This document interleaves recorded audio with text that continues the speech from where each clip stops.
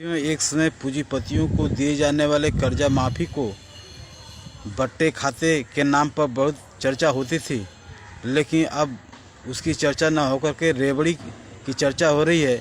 कि विभिन्न राजनीतिक दल किस तरह से आम जनता जो मेहनत मजदूरी करके जीती है उन्हें रेवड़ी दे रही है। तो साथियों, इस देश के बहुसंख्यक आबादी जो मेहनत मजदूरी करके जीती है वह रोज़गार चाहती है और सरकार रोज़गार ही ख़त्म कर दे रही है। हाँ, सरकार जो रोज़गार पर धन खर्चा करती थी उस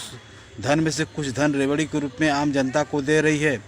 तो इस पूंजीवादी लोकतंत्र में किस तरह से आम जनता जो मेहनत मजदूरी करके जीती है उनका मजाक उड़ा रही है कि ये किस तरह से हरामखोर